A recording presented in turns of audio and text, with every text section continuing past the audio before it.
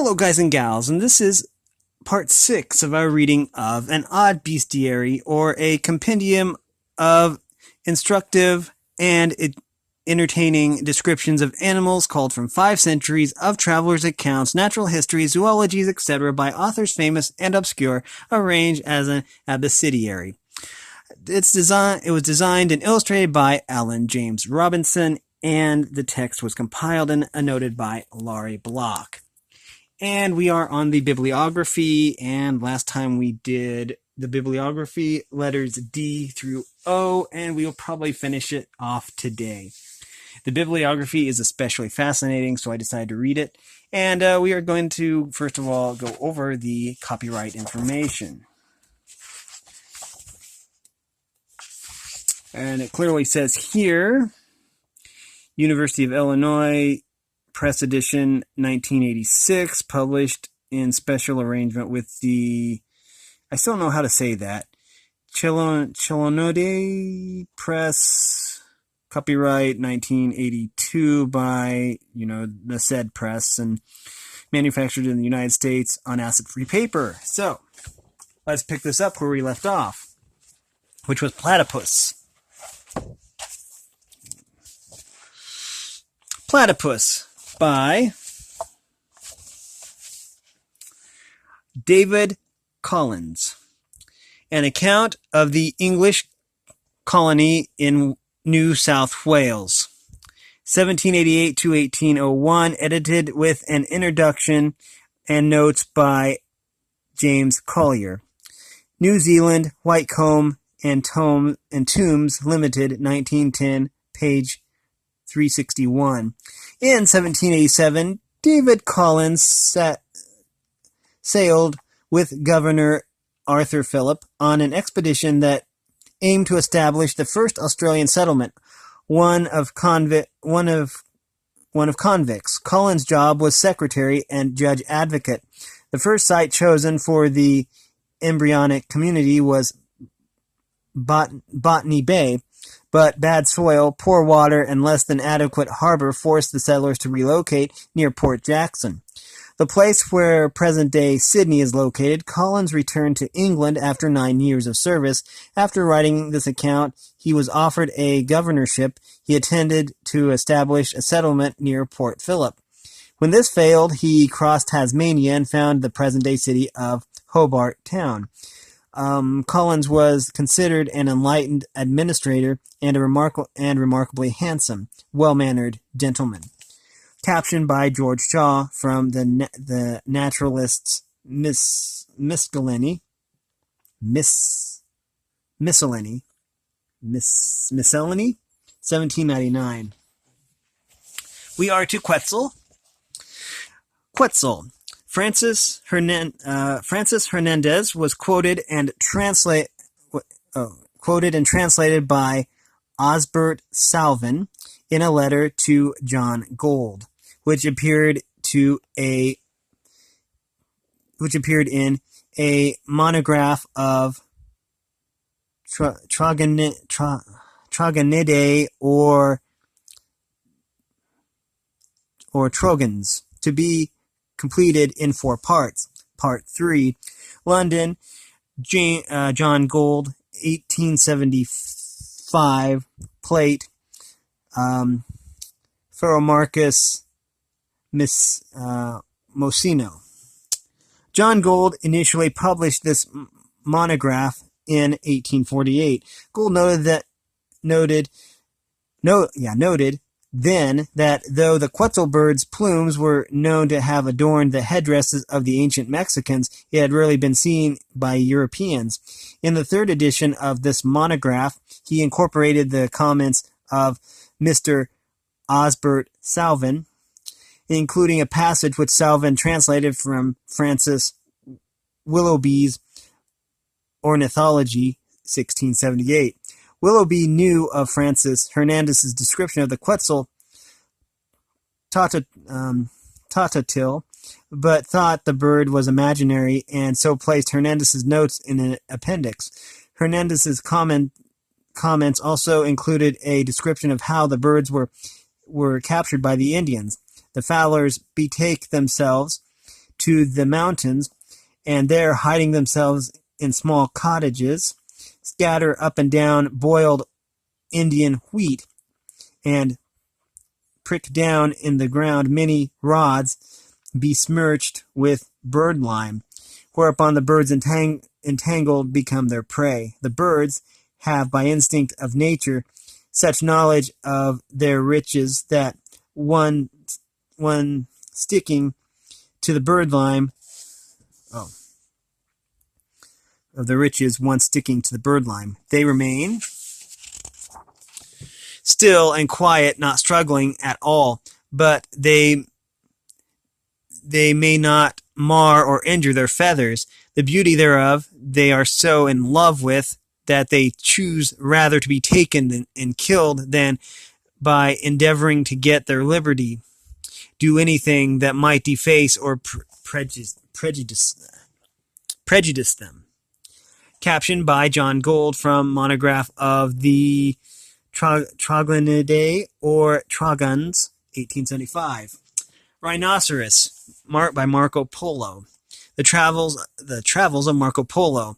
The Venetian translation of Marsden Revised, edited by Thomas Wright. London, H. Bond, 1854, Book 3, Chapter 12, page 368. That's a mouthful. The great travels of the Polo family are known throughout the West, but how did this story come to be written down? Marco Polo returned to Venice in 1295. At this time, the people of Venice, Genoa, and Pisa were jealous of each other's commercial prosperity. In 1298, when the Genoese and Venetians were to battle, the entire Venetian fleet was captured by the Genoese, and Marco Polo was taken prisoner along with 7,000 of his countrymen. While in prison, Polo sent for the notebooks he had kept while serving the great Kublai Khan, a fellow prisoner. A man from Pisa named Rustician acted as his scribe, writing down on parchment the tale Marco Polo dictated to him. About 100 handwritten versions in several different languages of this original manuscript are preserved in various libraries and museums. No two are exactly alike, and throughout the printed history of the travels, different translators have adapted Polo's debunking of the rhinoceros unicorn link for their own purpose. Captioned by Robert Morden, Geography Revisited, or A Description of the World from 1688. Sloth by William Dampier. A new voyage round the world, describing particularly the Isthmus of America, several coasts and islands in the West Indies, the Isles of Cape Verde, and the passage by Terra del Fuego, the South Sea coasts of Chile, Peru, and Mexico, the Isle of Guam, one of the Ladrones, Mindanao, and other Philippine and East Indian islands near Cambodia, China, Formosa, Luconia, Celebes, etc., New Holland, Sumatra, Nicobar Isle, the Nicobar Isles, and the Cape of Good Hope, and Santa Helena, their soils, rivers, harbors, plants, fruits, animals, and inhabitants, illustrated with maps and draughts. The 7th edition, corrected.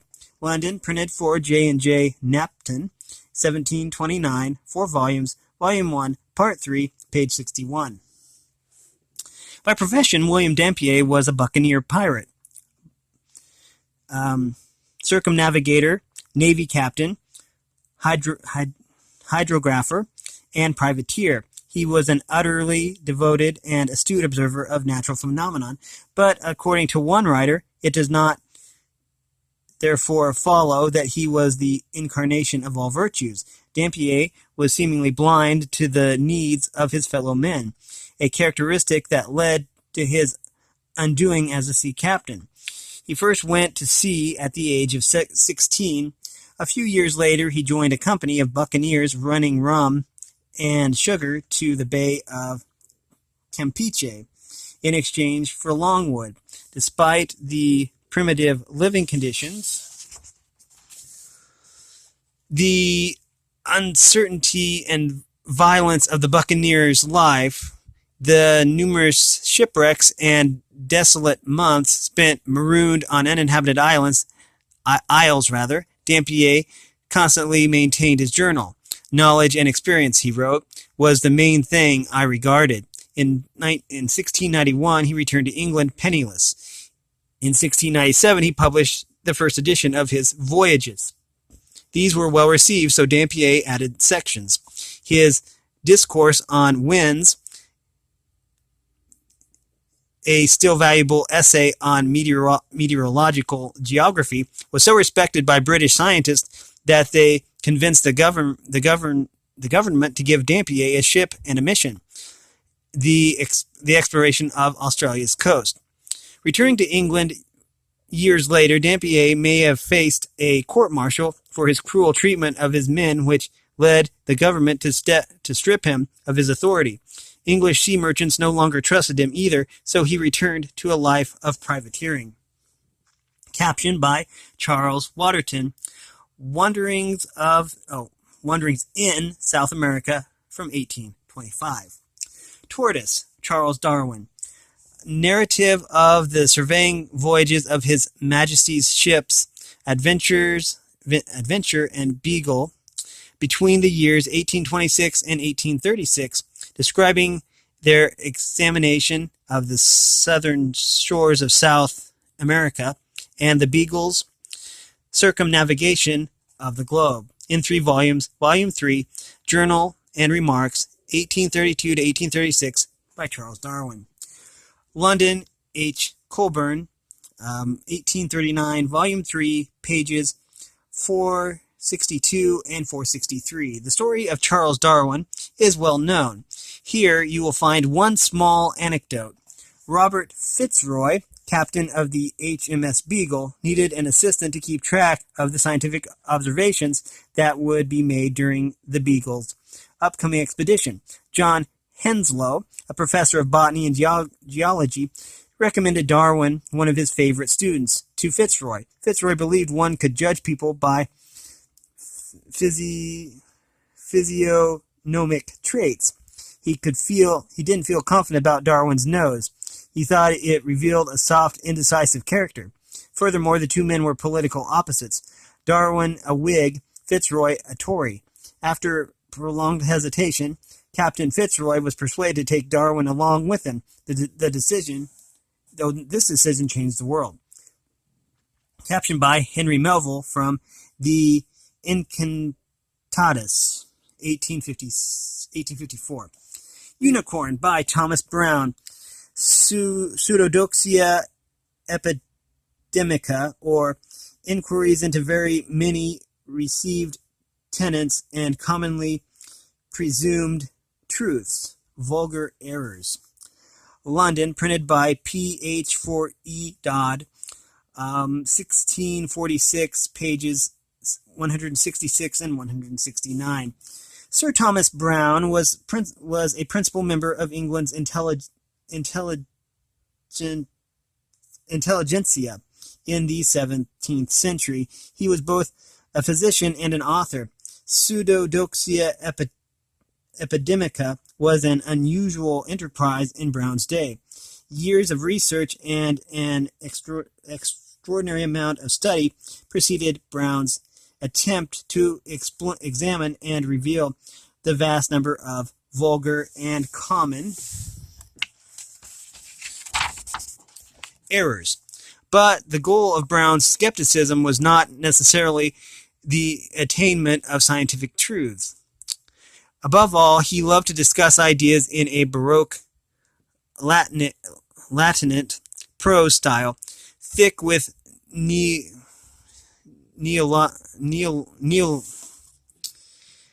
Neologisms. Yeah. Brown believed in astrology, alchemy, magic, and Ptolemaic astronomy. His own credulity was unfortunately expressed when he was asked to give testimony at the trial of two women arraigned of witchcraft. Brown gave his opinion that fits were natural but heightened by the devils cooperating with the malice of witches. There is little doubt that Brown's views helped obtain convictions.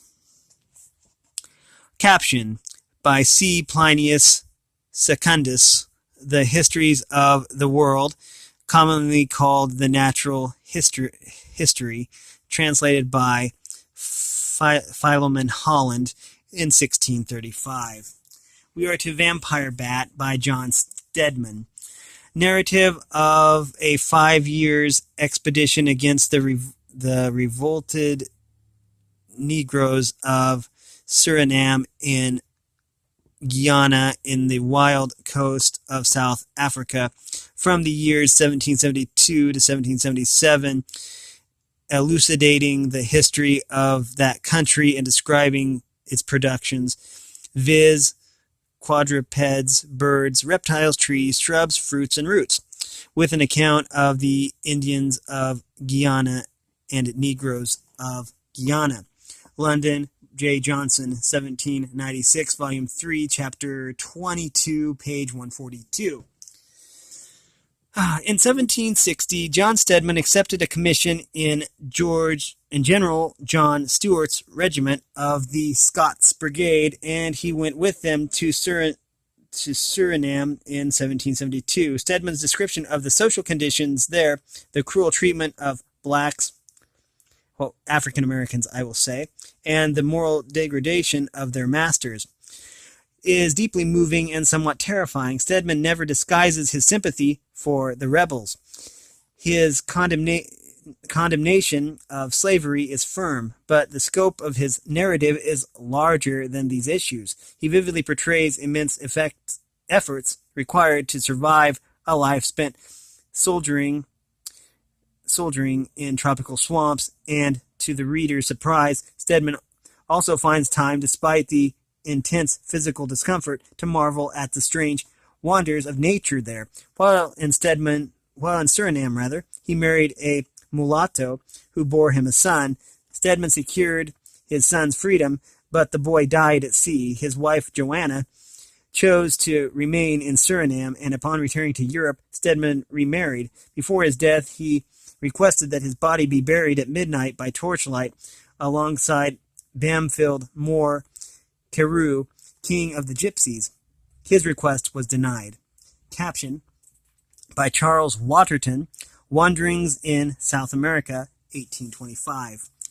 We are to Walrus by William Scoresby, an account of the Arctic regions with a history and description of the northern whale fishery in 2 volumes. Edinburgh, printed for A. Constable, 1820, page 504. At the age of 11, Scoresby joined his father, a whaling captain, on a voyage to Greenland. Eventually, he too became a master mariner.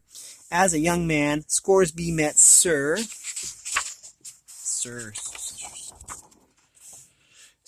Joseph Banks. They corresponded until the elder's death, and Scoresby probably began recording his observations of the polar regions at Banks' suggestion.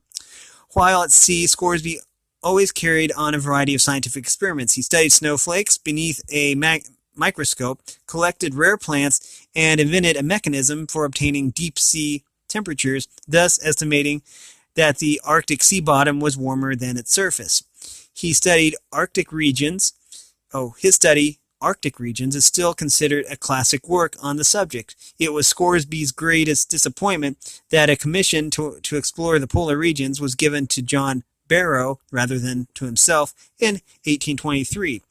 Scoresby decided to change careers and prepare for the ministry. After years of study and a second marriage, he began tending souls in a very large parish. The work broke his health. He resigned soon. He resigned, took voluntary clerical work, busied himself with scientific writing, and a bibliography of his father. He collapsed and died in 1857 after returning from a voyage to Australia during which he had carried on a study of magnetism. Caption was by Frederick Martins, Voyage of Spitzbergen, 1671, edited by A. White, Esquire, in the Haculite Society, 1855. And now we are to Ziphius. Thomas Pennant, British Zoology in 4 volumes, London, printed for B. White, 1768 to 1770, volume 3, pages 127 to 129. Thomas Pennant, one of the most respected naturalists of the 18th century, claimed that Willoughby's ornithology given to him at the age of 12 inspired his early interest in natural history. Pennant wrote about the zoology and botany found in every corner of the globe, but most of his original research focused on the animal and plant life of the British Isles, which he toured extensively on horseback. Although his work was praised and highly valued in his day, compared to Buffon's noble, richly textured, grand prose, Pennant's style seemed to be that of a cheerful taxidermist content on portraying the whole of a creature by describing its parts. His tendency to begin a new paragraph for each aspect of a creature being described gives his observations an appearance of a catalogue. Why he so adamantly doubted Pliny's claim that a swordfish had the capacity to sink a ship is a mystery.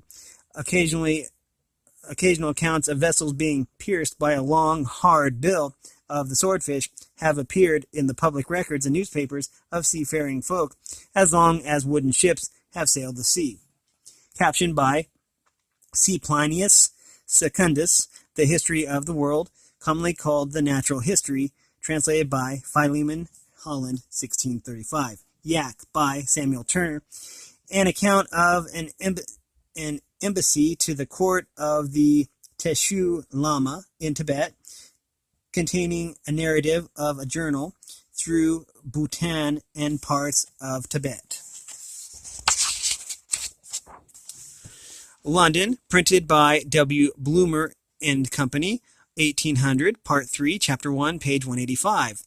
In February 1782, news reached the colonists in Calcutta that the Tashi Ilumpo Grand Lama of Tibet had been reincarnated to the person of a child.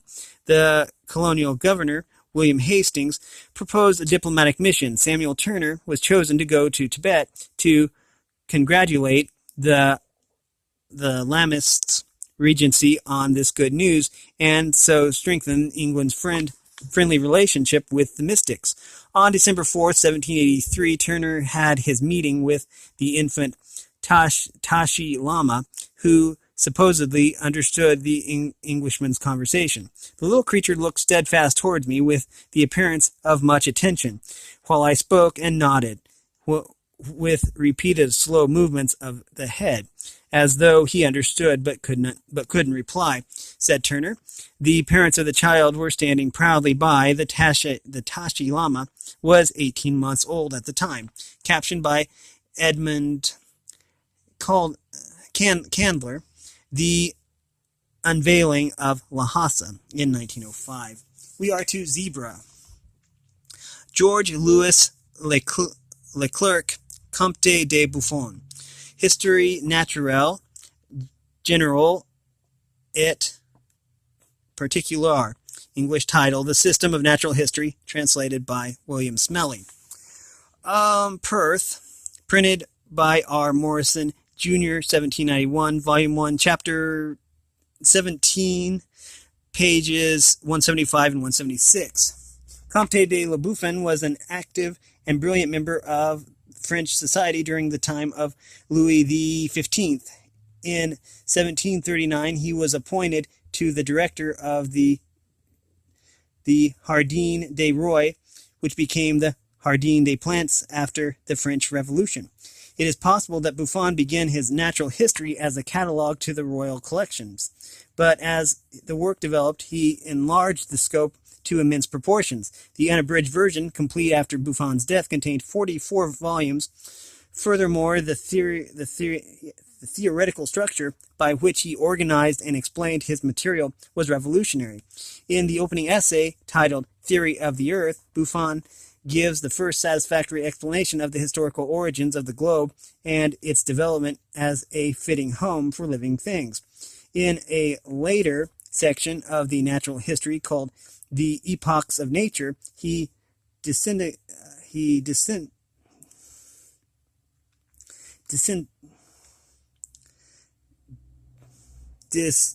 7 geographical periods whose passing he believed required a great length of time, and the orthodox view of the Earth's age, 6,000 years, allowed.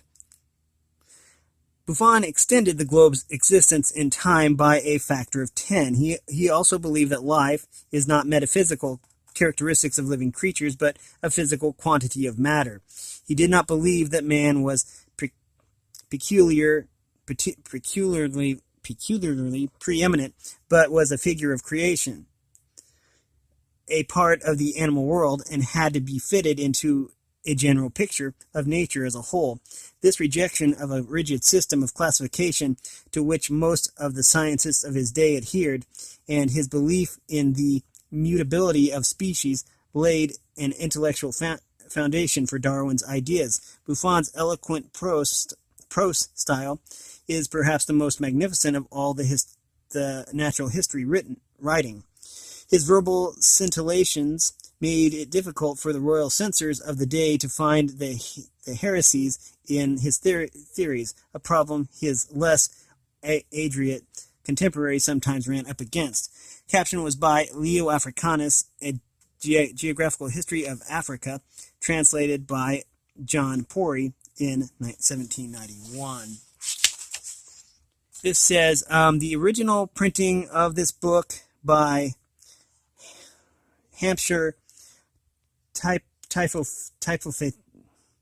Typothete is an edition of 300 copies. The blocks were cut by the artist at Chelonidae Press and printed by Harold P. McGrath in the summer of 1982. 50 copies were bound in full leather by David Borbu at Thistle Bindery. 50 deluxe copies and 200 regular copies were bound by Gray Parrot. The types Centaur and Arigi were set monotype by Mackenzie Harris and some hand setting by Arthur Larson. The text was compiled and denoted by Laurie Block, and hand calligraphy was by Betsy Curtis. The paper was Rives lightweight. This is the first trade edition of the original work. And that will do it. We have read the entire book. We have been reading an Odd Bestiary, or a compendium of instructive and entertaining descriptions of animals culled from 5 centuries of travelers' accounts, natural histories, zoologies, etc., by authors famous and obscure, arranged as an bestiary. Designed and illustrated by Alan James Robinson, and the text was compiled and noted by Laurie Block. If you like this content, make sure you like and subscribe and ring the bell so you know when I upload. And if you want to support me in any way, all that information will be in the description below. As always, thanks for watching, everyone, and have a great day.